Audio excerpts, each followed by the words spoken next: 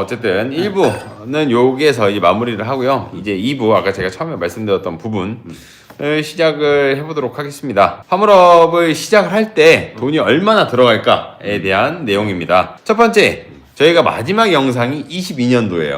그 22년도 이후에 지금 좀 변경된 부분들이 좀 있을까요? 화물업을 시작할 때 기준점을 본다라고 하면은 말씀을 드리자면 없습니다. 네. 똑같아요. 네, 운송업 그래서 뭐 사업체를 시작한다는 과정에 뭐 무언가 정말 획기적으로 바뀌었다, 뭐 사업자를 내는 방식이 바뀌었다, 뭐 자동차 등록하는 방법이 바뀌었다 이렇게 나왔으면은 모르겠지만 네. 사실 22년도나 25년도, 26년도나 그 어떤 연도를 갖다 붙여도 화물차 운수업을 시작하는 방식은 언제나 똑같았습니다.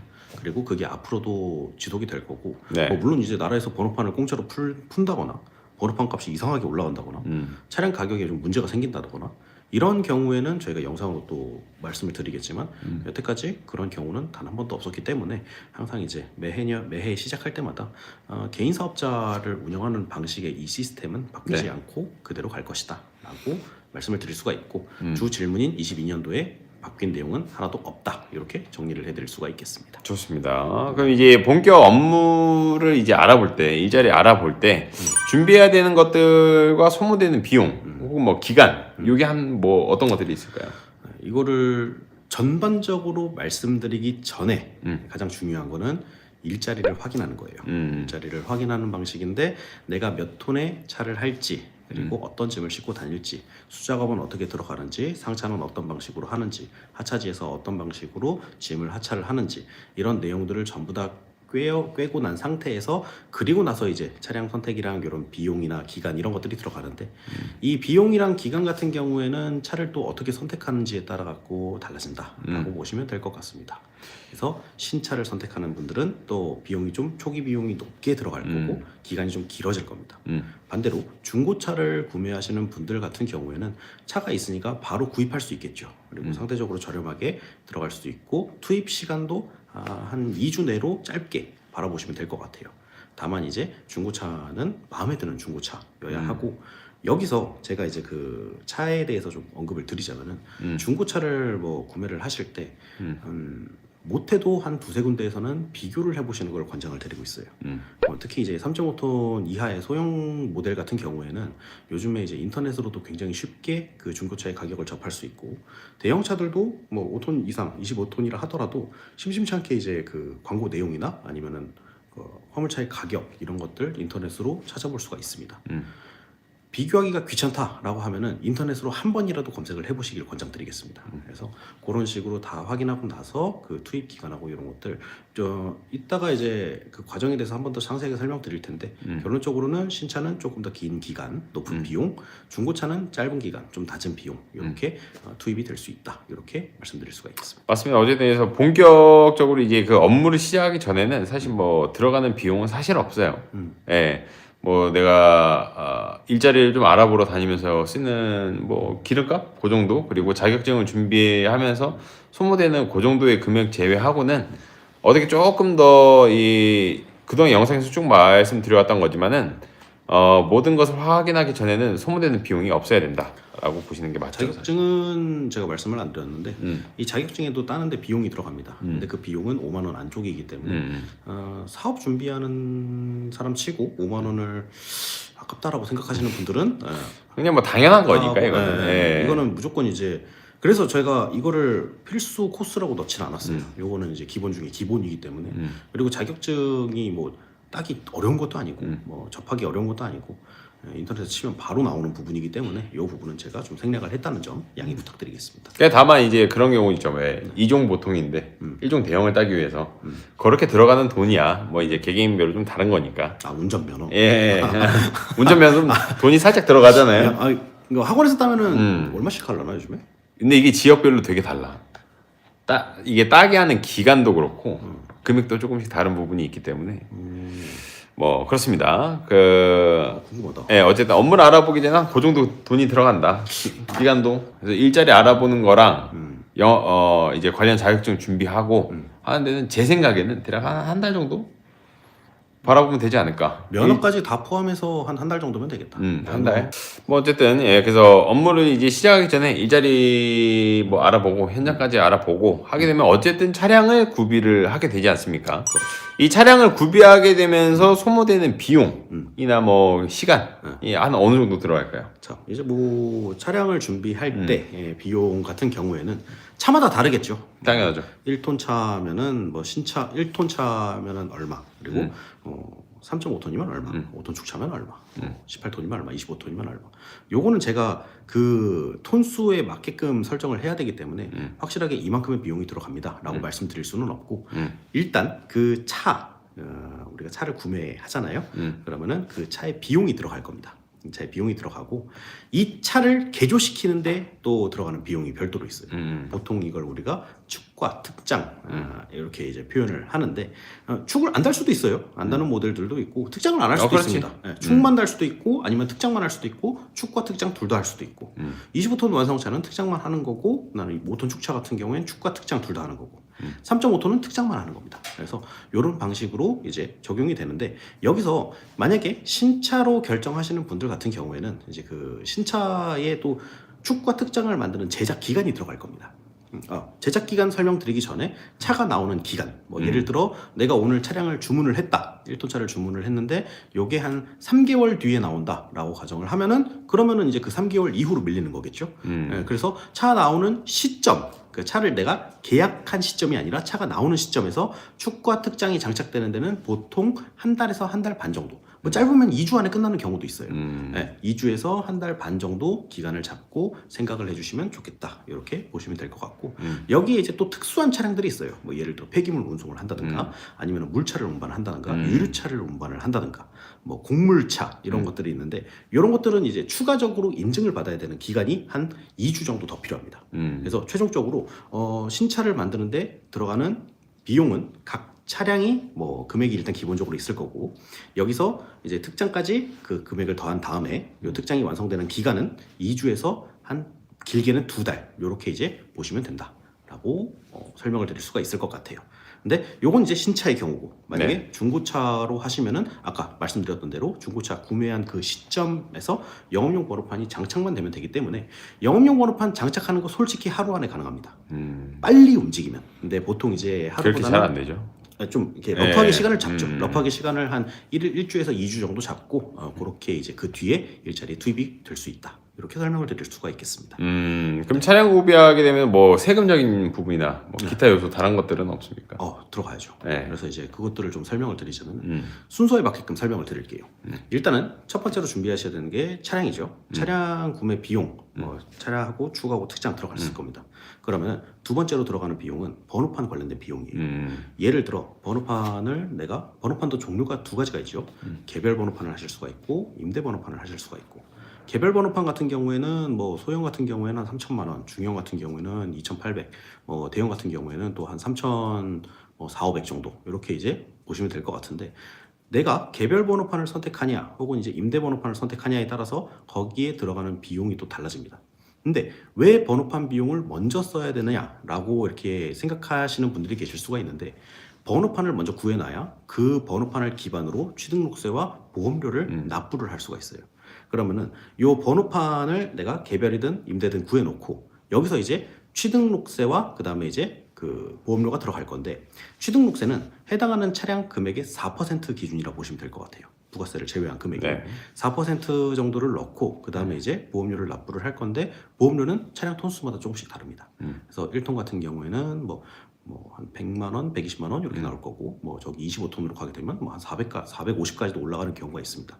게 있는데, 그 번호판의 요율에 따라서도 이 보험료가 조금씩 달라집니다. 그래서 그렇죠. 조금 변동이 있을 수 있다는 점, 요거를 미리 알아두시면 될 것 같고, 어찌됐든 번호판 비용, 그 다음에 취등록세, 보험료, 요 세 가지가 모두 다 완성이 됐다면 그 이후에 이제 내 차량 등록증이 나오는 거예요. 요걸 기반으로, 이 차량 등록증을 기반으로 뭐 사업자 등록증, 유가보조금 카드 이런 식으로 이제 진행이 된다라고 이해해 주시면 될 것 같습니다. 뭐 기타 다른 부분은 없습니까? 세금적인 요소 말고. 여기에 이제 만약에 추가적으로 한다라고 하면은 차와 축 특장 외에 내가 필요한 물품들이 들어갈 수 있어요. 요게 예를 들어서 요즘에 이제 많이 찾으시는 것들이 뭐 저는 이제 좀 중형이랑 대형 좀 위주로 하다 보니 네. 인산철 배터리를 찾으시는 분들이 많이 있고요. 근데 여기서 이제 차에서 또 생활해야 되는 공간이다 보니까 내가 여기서 밥을 쉽게 먹을 수 있게끔 뭐 전자레인지 다이 그리고 가끔 이제 220V 인버터 설치를 또 요청하시는 분들이 있고요. 그러니까 요런 이제 차량에 들어가는 추가 부차적인 것들 내 편의사항을 맞춰주기 위해서 들어가는 비용 이런 것들은 번호판, 취등록세, 보험료 그 이후에 차량 그 개조 비용으로 한 번 더 들어간다. 이렇게 인식을 해주시면 될 것 같습니다. 그러니까 생각보다 대출 받고 나서 뭐 또 추가적으로 나가는 돈들이 꽤 많아요. 있어요. 예. 아무래도 이제 이제 그럴 수는 있어요. 내가 어쨌든 화물 운송업을 시작하는 데 있어서 내가 아무것도 없이 들어와서 시작을 한다라고 하시는 분들도 있고 돈이 좀 있으셔서 시작하시는 분들도 있겠지만 네. 이것도 나름대로 이제 사업자 등록증을 가진 사업자예요. 사업하는 내용이기 때문에 초창기에 돈이 아예 안 들어가지 못한다. 이렇게 설명을 드릴 수가 있을 것 같아요. 좋습니다. 그럼 이제 어쨌든 차량을 구비를 완료를 하고 일을 시작을 한다라고 하면 이게 투입하고 나서 첫 매출 수령까지 소모되는 또 비용이 있을 것이고 그렇죠.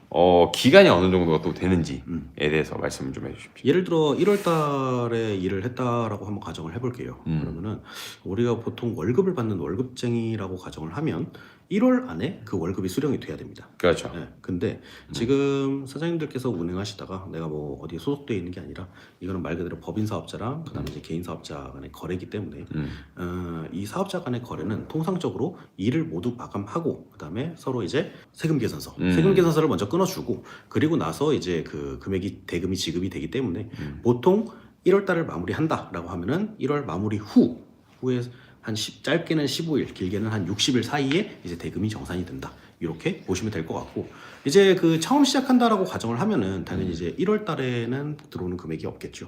그러면은 이때 내가 차를 운행할 수 있는 뭐 유류비라든지 뭐 밥값이라든지 이런 것들은 최소한으로 좀 지니고 시작할 수도 있다. 뭐 물론 이제 그것뿐만 아니라 추가적으로 들어가는 비용이 화물차다 보니까 요소수 들어갈 거고 그다음에 이제 첫 달 할부도 톨비 들어갈 거고 그다음에 할부는 뭐 그 할부를 안 하시는 분들도 있으니까 어쨌든 할부를 쓰신다라고 하면은 할부 비용도 생각을 해주셔야 된다 이렇게 보시면 될 것 같습니다. 아까 말씀하신 부분 중에 이제 뭐 대부분 사업자가 정산을 하고 받는 거긴 한데 난 아닌데 하시는 분들도 계실 거예요. 뭐 이제 있어요. 콜 하시는 분들이라던가 아니면은 화주에서 일을 다이렉트로 받으면 뭐 개개인으로 바로 세금 계산서를 끊으니까 뭐 금액이 바로 들어올 수도 있습니다만 일단 일반적인 경우입니다. 예, 일반적인 경우로 말씀드린 거고. 제가 진짜 일반적인 부분을 말씀드린 거고 기업 물류 같은 경우에 기업 물류에서 소속돼서 일하시는 분들은 월급제로 받으시는 분들도 있어요. 그러면은 이제 내가 일단 내 인건비를 먼저 받고 그리고 이제 유류비랑 그 톨비랑 이런 것들을 나중에 이제 한꺼번에 모아서 정산을 받는 그런 방식으로 진행을 할 수도 있습니다.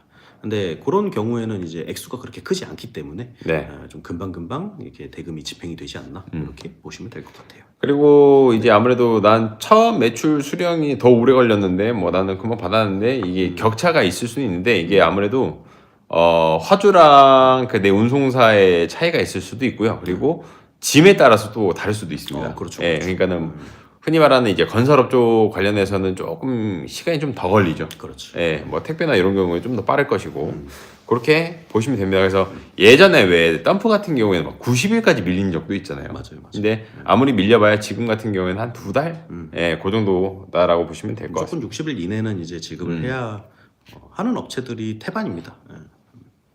어쨌든 그렇지 못하면 좀 의심을 해볼 필요가 있죠. 그렇죠. 그렇게 이제 매출을 계속 기록하다 보면 이 사업을 유지를 하면서 소모되는 또 비용이 있을 것이고 매년 세금 신고 부분이 있을 겁니다.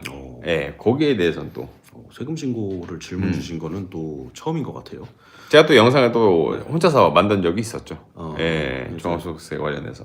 이 종합소득세는 이제 저보다는 세무사의 상담을 그렇죠. 받는 게 훨씬 더 빠르긴 하겠지만 간략적으로 설명을 드리자면은 화물차는 굉장히 고소득 직종 중에 하나입니다. 그래서 매출이랑 이런 것들을 봤을 때 상당히 이제 고소득으로 찍히는 부분들이 많아요. 요거는 25톤뿐만 아니라 1톤 차주분들도 상당히 이제 고매출이 찍히는 경우가 많습니다. 네, 이런 경우에는 이제 어쨌든 연말정산이나 이런 것들은 월급을 받으시는 분들한테 해당되는 내용이고 사업자를 가지고 세금 계산서를 발행하고 세금 관련된 부분을 진행하면은 당연히 5월달에 이제 종합소득세는 진행이 돼야 됩니다. 근데 종합소득세뿐만 아니라 1년에 2번 부가가치세를 또 따로 정리를 그렇죠. 해주셔야 돼요. 지금이죠 1월이죠. 네, 1월. 지금이 이제 그 작년 하반기 있던 부가가치세 정리 기간이기 때문에 네. 그래서 1년에 2번 정도 부가가치세 정리를 해야 된다는 점 알아두시면 될 것 같고 이게 그 종합소득세 정리를 할 때 가끔 네. 이제 장부를 여쭤보시는 분들이 있어요. 장부 작성해야 되냐 말아야 되냐. 화물차 같은 경우에는 굉장히 이제 고소득 직종이라고 제가 아까 설명을 드렸죠. 그렇기 때문에 장부는 그 무조건 이제 들어가시는 게 좋다라고 보시면 될 것 같은데 이게 1억 5천이 넘어가면은 복식부기라 해가지고 그 장부를 이제 반드시 작성하게끔 좀 그 세무소에서 그렇게 진행을 하고 있다 보시면 될 것 같습니다. 그래서 나 혼자서 그냥 이렇게 다 해보겠다라고 하시는 분들도 계시지만 가급적이면 이 고소득 직종은 세무사를 좀 그래도 쓰시는 게 네, 쓰시는 머리가 덜 아프고 좋긴 합니다. 연락하시는 게 훨씬 더 수월합니다. 그리고 이게 세무사한테 들어가는 비용보다 내가 아끼는 세금이 더 크기 때문에 훨씬 그 차주분들에게 이득이 될 수 있다. 이렇게 설명을 드릴 수가 있을 것 같아요. 이게 또 아무래도 말씀하신 것 중에 고소득이라는 발언에 대해서 발끈하시는 분들이 계실 수도 있는데 그럴 수 나는 있네. 남는 게 별로 없는데? 라고 하실 수도 있는데 일단 그냥 매출 찍히는 게 아무래도 매출 크니까. 찍히는 것만 보면은 1년에 뭐 2억 넘으시는 분들도 굉장히 많습니다. 그러니까는 뭐 소모되는 비용이 크다 뿐이지 그렇죠, 어쨌든 그렇죠. 뭐 그렇죠 고소득은 맞기는 합니다. 그렇게 되면 뭐 이후에 그러면은 쭉 그렇게 사업자를 유지하다 보면은 첫 번째 시련이 이제 아무래도 내 차량의 보증 기간이 끝나는 뭐 중고차의 경우에도 뭐 또 얘기가 다르겠지만 어쨌든 보증 기간 이후에 소모되는 비용의 변화나 아니 뭐 좀 준비해야 되는 사항이 있을까요? 보증기간이 끝난 이유. 제가 이거를 아까 전에 한번 설명을 드렸던 것 같은데 이 보증기간 끝나고 그러니까 뭐 좀 쉽게 얘기해서 할부죠. 할부가 끝나는 시점에서 여기서는 이제 굉장히 다양한 분들이 계세요. 첫 번째로는 내가 이 차를 가지고 나는 무조건 돈을 벌기 위해서 샀으니까 이 차를 평생 가지고 가겠다 해서 더 이상 할부금을 내지 않고 그냥 수리비만 내고 타시는 분들이 계시고 네. 두 번째로는 이제 나는 이 차는 이만큼 탔으니까 다른 차를 한번 타보고 싶다. 그래서 그 다른 차를 선택해서 좀 돈이 들어가더라도 차를 옮겨서 계속 환불 운송을 또 하시는 분들이 계세요. 뭐 물론 이제 첫 번째, 두 번째만 보면은 그 두 번째 분이 왜 저런 쓸데없는 돈을 써라고 할 수는 있겠지만 그 첫 번째 분 같은 경우에는 이제 어쨌든 화물차를 계속 이제 내가 타왔잖아요. 그러면은 수리하는 비용 들어갈 거고 수리하는 기간 동안 매출을 올리지 못할 겁니다. 그래서 그 금액이랑 이런 것들이 누가 딱 정답이다라는 포지션은 없어요. 화물차를 내가 계속 탈 수도 있고 뭐 바꿔서 탈 수도 있고 요거는 사람마다 조금씩 다르다라고 보시면 될 것 같습니다. 그리고 애초에 이제 그 화물차를 타시다가 정리하고 이제 일을 안 하시는 분들도 계세요. 왜냐면 이제 나이가 어느 정도 지나고 운전이랑 이런 것들이 조금 미숙한 느낌이 든다라고 하면은 그때는 아예 그냥 정리하고 가시는 분들도 계시다. 이렇게 보시면 될 것 같습니다. 보증 기간이 끝나고 나서 이제 넘버를 또 교체하는 경우들도 있지 않습니까?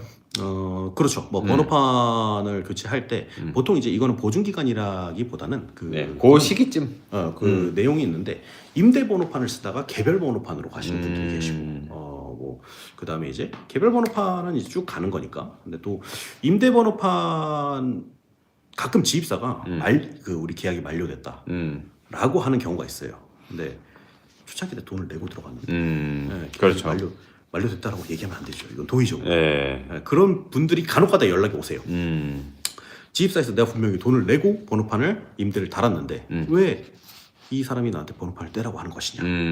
근데 제가 이제 그 내용이랑 이런 것들은 알 수가 없기 때문에 그 진행을 제가 맡진 않았기 때문에 그렇죠. 그거는 제가 알 수 없지만 어쨌든 계약이 마무리돼서 떼야 되는 거는 그건 맞아요.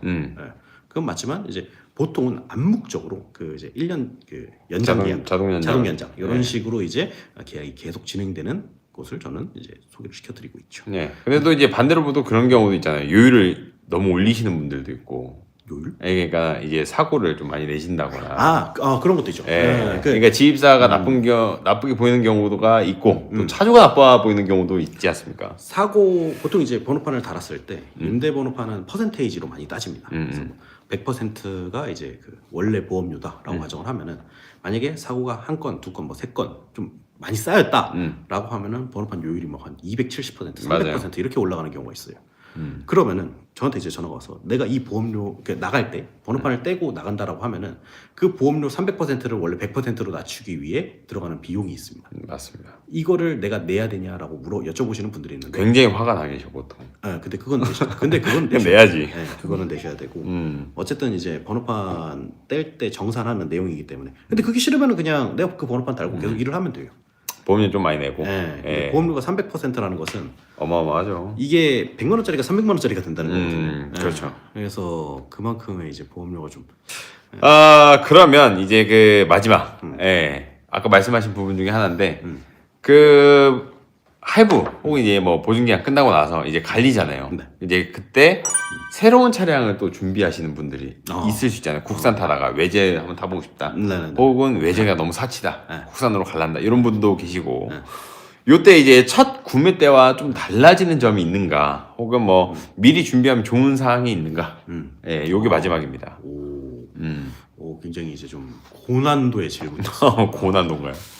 예. 그래도 나름대로 이제 좀 괜찮은 질문이다라고 생각이 드는 게, 뭐 물론 이제 차 바꾸는 거에 있어가지고 내가 원하는 차 바꾸는 그런 내용들은 이제 옵션이라든가 아니면 차량 금액이라든가 이런 것들은 다 개인적으로 찾아보셔서 선택을 하셨을 거고, 여기서 이제 좀 중요하게 들어가는 게 톤수예요. 차를 바꿀 때. 하긴 뭐 일자리가 바뀔 수도 있네. 네, 그렇죠. 뭐 그거는 뭐 바뀔 수도 있고 뭐 하실 수도 있는데, 이게 특히 이제 그 임대 번호판을 쓰시는 분들이나 아니면 개별 번호판을 쓰시는 분들 이 톤수에 대한 개념이 좀 살짝 그 부족한 부분이 있습니다.